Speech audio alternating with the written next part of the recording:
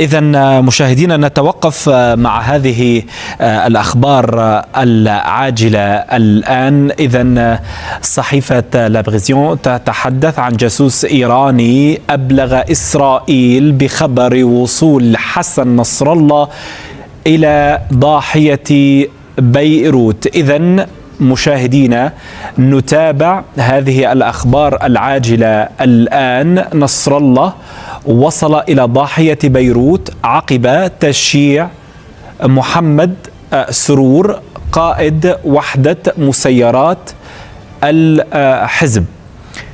إذن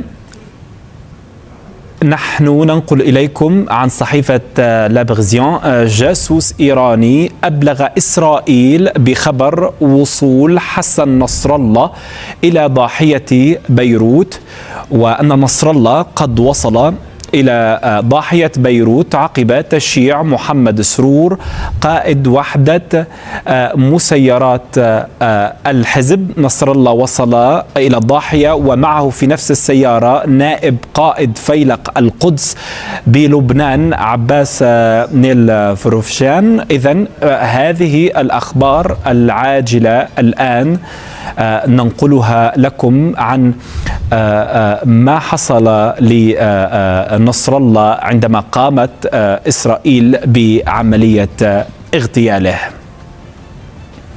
نعود نذكر لهذه الأخبار العاجلة الآن عن صحيفة لو باريزيان. نصر الله وصل إلى ضاحية بيروت عقب تشييع محمد سرور قائد وحدة مسيرات الحزب. كما نصر الله وصل إلى ضاحية بيروت ومعه في نفس السيارة نائب قائد فيلق القدس بلبنان.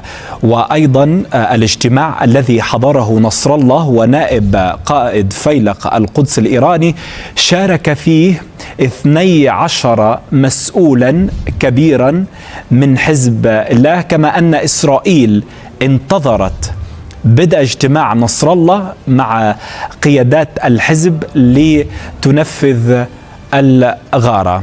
إذن نحن لازلنا نقرأ هذه الأخبار العاجلة الآن. إذن نصر الله وقادة الحزب اجتمعوا في موقع بعمق 30 متر تحت الأرض. إذن نتحدث الآن عن أخبار وحيثيات عملية اغتيال حسن نصر الله في ضاحية بيروت الجنوبية. إسرائيل انتظرت بدء اجتماع نصر الله مع قيادات الحزب لتنفيذ الغارة، وكانوا يجتمعون في موقع بعمق 30 متر تحت الأرض.